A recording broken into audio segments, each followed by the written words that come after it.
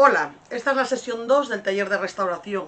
Como veis, tengo aquí una pieza preparada para rehabilitar. Ya veis que no es una pieza muy antigua, es una pieza de Ikea que se puede utilizar tanto como asiento, como mesa auxiliar o mesa infantil. Y está muy deteriorado el acabado que trae de la madera. Le vamos a dar un aire totalmente distinto, pero para hacer alguna actuación y que veáis cómo hay que trabajar nos va a servir. Lo primero que hay que hacer es limpiar bien toda la superficie. Ya os lo comenté en el vídeo de la semana pasada, que lo importante es empezar por una buena limpieza. Después de limpiar vamos a lijar suavemente, tampoco está desconchado el acabado, está más carente de barniz que con desconchones. Es como si se hubiera comido un poco por efecto quizá del sol. Y entonces vamos a lijarlo bien con un taco de lija de grano medio. No necesitamos meter una lijadora, ya que le voy a dar un acabado de pintura. Quiero decir, no quiero conservar tono de madera. Si quisiera sacar el tono de la madera, sí que tendríamos que, para hacerlo bien, quitarle todos los restos de este barniz que trae de fábrica, pero en este caso voy a optar por la pintura. Es una pieza que está hecha de chapocumen, como veis aquí en el canto, está formada por la unión de chapas de madera. Tiene un canto feo, bueno, no es madera propiamente dicho, con lo cual no tiene tampoco un valor importante, así que me voy a decantar por darle un giro total, y para ello vamos a pintar. Entonces vamos a limpiar y vamos a lijar suavemente, y lo que vamos a hacer va a ser, sí que tiene unas piezas deterioradas aquí en la base, que se ha levantado la chapa. Bueno, pues vamos a pegar lo que haya que pegar y emplastecer lo que haya que emplastecer para dejarla preparada para la siguiente sesión, empezar a darle acabado. Como os comenté en la sesión anterior, yo utilizo para la limpieza siempre que puedo el disolvente universal. Es verdad que necesitáis hacerlo en una zona que esté bien aireada, tiene un olor muy fuerte, entonces necesitamos que esté bien aireada porque crea unos vapores que pueden, bueno, pues marearnos un poquito, pero limpia muy bien. Es verdad que no siempre vamos a poder utilizarlos. Yo voy a hacer la prueba en esta pieza, vamos a ver si se puede utilizar o tenemos que cambiar de producto para limpiar. Puede ser que el disolvente ataque los barnices o las pinturas que tengan las piezas que vamos a restaurar o a rehabilitar. En ese caso se va como deshaciendo y va quedando como gomosa la superficie. En ese caso no nos serviría el disolvente y tendríamos que acudir a otro producto. Yo voy a ver cómo nos responde el disolvente en esta superficie. Voy a coger un trapo, empapo bien y voy a frotar. No lo levanta. Si lo fuera a levantar, esto se estaría como pegajoso. No está pegajoso, con lo cual puedo limpiarlo perfectamente. Si me pasara eso, tendría que irme a utilizar un alcohol que también puede atacar a los barnices, dependiendo qué tipo de barniz o de pintura, o a un desengrasante, como os comentaba la semana anterior, o a un aguarrás puro, que también es una muy buena opción, ya que desengrasa mucho y limpia bien. El problema del aguarrás puro es verdad que no ataca los acabados, en ese sentido no tendréis problema, pero tiene un olor, bueno, que no es tan fuerte como el del disolvente, pero es un olor que queda como que penetra mucho en el mueble, luego cuesta trabajo quitarlo. Entonces, bueno, tampoco muchas veces el problema del aguarrás es más del olor que deja la pieza, o el que nos pueda resultar desagradable a la hora de aplicar, que el que no sea una buena opción. Si no, un desengrasante con un buen aclarato también nos vale. Tenemos que ir limpiándola hasta que veis que va sacando porquería. Ya la había fregado yo hace un tiempo un poquito con un desengrasante, pero lleva un tiempo parada, entonces guardada. Voy a limpiar hasta que esto salga bien limpio. Si tuviéramos que limpiar mucho, porque tuviera zonas que estuvieran muy feas, una buena opción es utilizar la lana de acero. La lana de acero es, bueno, como un estropajo de... Lo hay de distintos grosores. Cuando tenemos que limpiar, desbastar mucho, quitar mucha porquería, nos interesa un grano más gordo, pero bueno, en este caso es el que se utiliza también para pulir. Es una lana de acero de grano fino, esta de concretos de los 3 ceros, y lo que haríamos es con movimientos circulares, iríamos como si fuera sacando la suciedad. Y sí que es importante, una vez que hacemos esto, pasar el trapo antes de que se seque totalmente disolvente. Si dejamos que se seque el disolvente, vuelve a quedar pegada la porquería. ¿Veis que saca más suciedad que solamente el trapo? Muchas veces también nos llegamos, en este caso puede ser a un tinte, porque como falta barniz por zonas, tiene un tono amarillento esto que sale en el trapo, entonces, bueno, pienso que también puede ser restos de tinte. Pero bueno, vamos a limpiar bien la superficie por todas partes. Y lo que os comento, siempre secando antes de que se evapore totalmente el disolvente, que si no, no nos ha servido para nada todo el trabajo. Vuelve a quedar pegada las grasas y suciedades en el disolvente evaporado. Cuando estamos en restauración siempre hay que, y en esta fase de la limpieza especialmente, siempre hay que tener a mano bastantes trapos. Como veis, no utilizo guantes. Cuando usas disolvente, ya os lo comentaba, el disolvente ataca los plásticos, con lo cual solamente son efectivos los guantes que vienen preparados para productos químicos. O sea, que unos guantes de látex o guantes de vinilo, o los guantes que utilizamos para fregar, no hace falta ni que os molestéis porque os los va a deshacer. Así que lo que es importante es, una vez que acabemos, lavar bien las manos y, si puede ser, echar un poquito de crema de manos que nos la hidrate un poquito, porque lo que sí nos hace el disolvente es resecar bastante la piel. Bueno, el disolvente se evapora muy rápido, con lo cual ya está lista la pieza para, una vez que la hemos limpiado, podemos proceder a lijar inmediatamente. En el caso de que trabajemos con otros limpiadores que dejen más humedecida la pieza, es importante dejarla secar bien antes de ponernos con lo que es el lijado. Vamos a proceder al lijado. Para lijar voy a utilizar un taco de lija de grano medio. Ya os comentaba en la sesión anterior que a mí me resulta especialmente cómodo para la hora de cogerlo.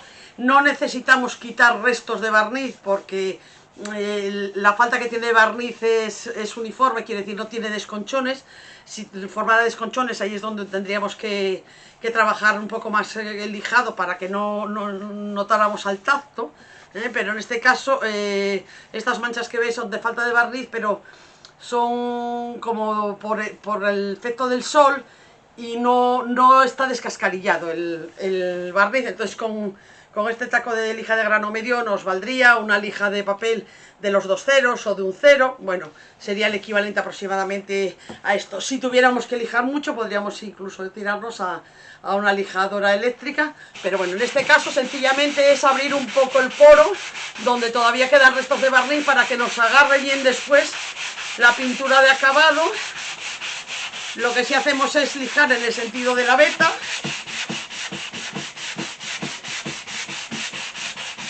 Ya os digo que como no tiene desconchones y voy a pintar, no necesito quitar todos los restos de barniz. Con un poquito que le dé es suficiente. Si quedara muy brillosa o que la viéramos como muy impermeable, podríamos aplicarle una imprimación antes de pintar. Si en algún momento tenéis que lijar a contraveta porque tengáis que quitar algo que no se os sale bien a favor de la veta, la última pasada siempre es importante darla en el sentido de la veta. Una vez que he limpiado la mesa, voy a quitar el resto del polvillo que queda pegado a la pieza. Para ello voy a utilizar un trapo humedecido, os sirvo una bayeta, sencillamente con agua. Es para que se os pegue el polvo que queda en superficie, pues se pegue a esa humedad, y quitarla de lo que es la pieza. Siguiente paso sería el emplastecido y el encolado en el caso de que lo necesitara. Vamos a encolar un poquito. Aquí hay una pieza así que está como medio suelta. Aquí tenemos la chapa, ya veis que la chapa Gumen está compuesta de la unión de varias chapas. Bueno, ahí hay un poco de separación. Bueno, vamos a preparar un poquito de cola blanca de carpintero. Voy a tener aquí unos mártires preparados, unos trozos de madera para poder presionar, porque luego le voy a poner un sistema de sujeción que va a ser o bien una pinza o bien un sargento. Si no tuvierais sargentos o pinzas, podríais buscar la manera de hacer presión. Puede ser una cinta de carrocera bien tensada. Hombre, siempre estos sistemas siempre nos van a dar más presión, pero bueno, si no los tenéis, bueno, la cola blanca limpia con agua, o sea que con un trapo humedecido quitamos el exceso. Y ahora cogeríamos 2 mártires para no marcar la madera. Voy a ponerlo aquí un poco hacia afuera, porque tengo que emplastecer, a ver si me permite emplastecer ese trozo, que no me moleste. Bueno, presiono el sargento y con el trapo quito el exceso de cola.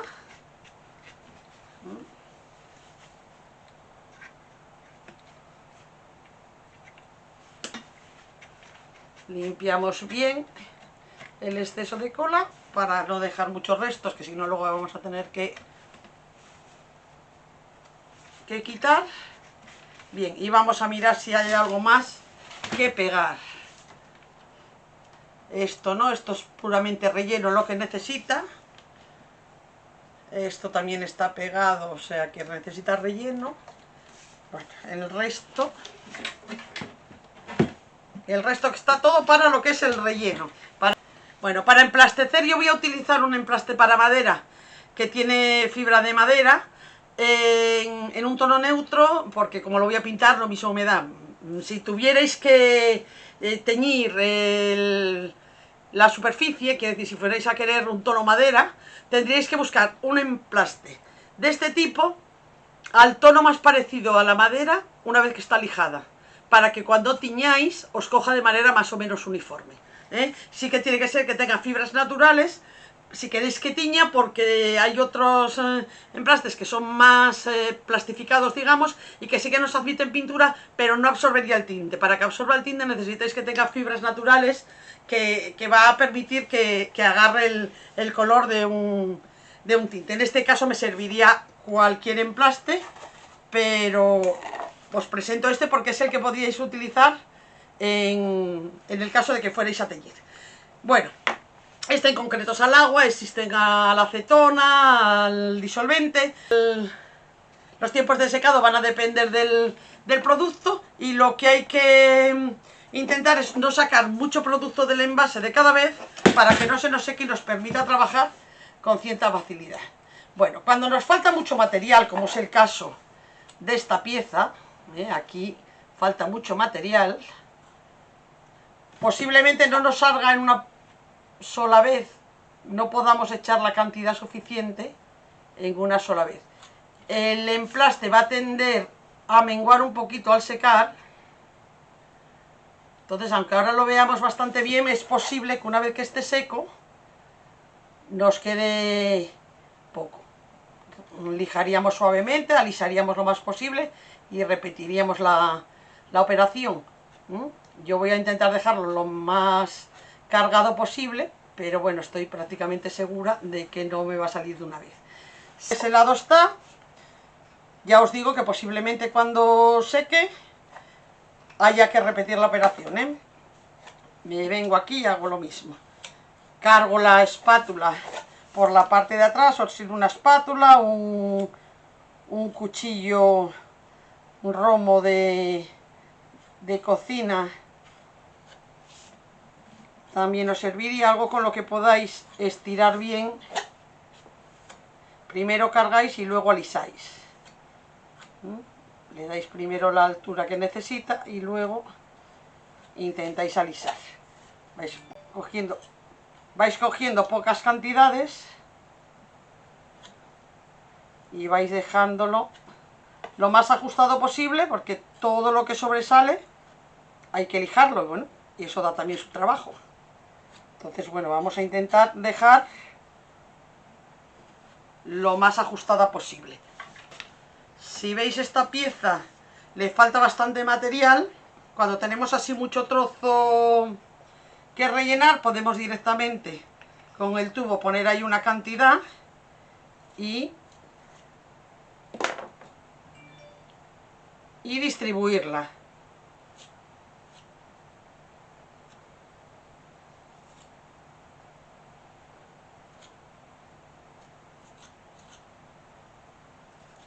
Necesita todavía otro poquito, aunque ya os digo, en estas piezas que tienen mucha falta, vamos a tener que retocar. Estoy convencida de que no nos va a salir de una vez.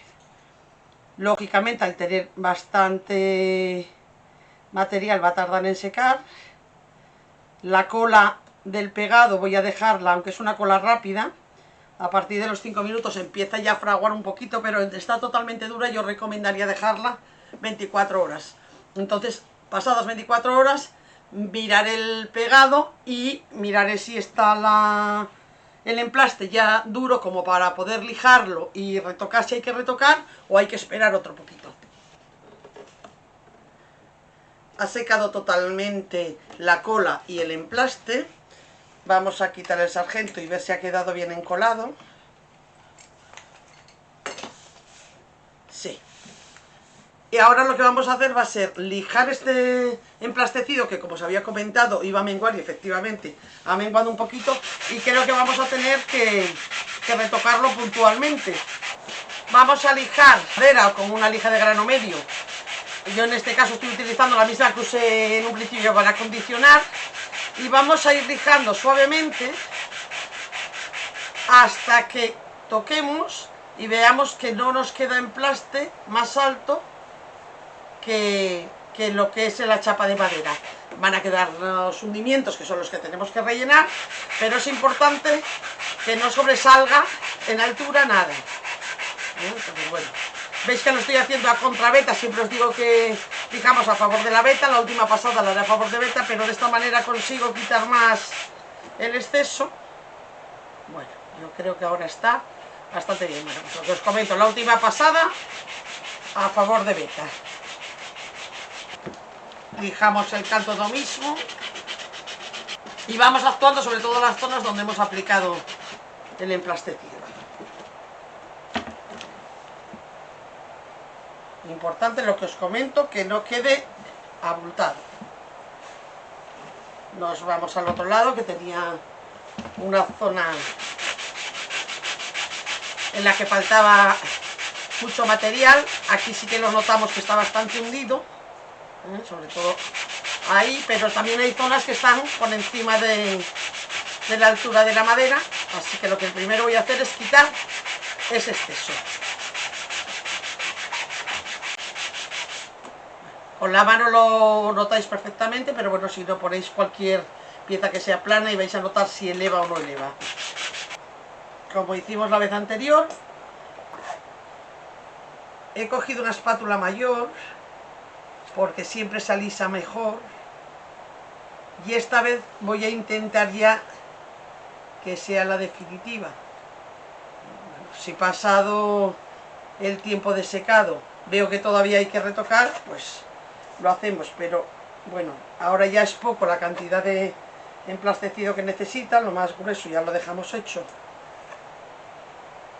antes, y ahora sí que dejaríamos secar totalmente. En la siguiente sesión lijaríamos el resultado de este último emplastecido y ya procederíamos a empezar con la decoración de la pieza. Cualquier duda que os surja a través del foro la vamos solventando, o bien en la clase del miércoles. Hasta la próxima semana, un saludo.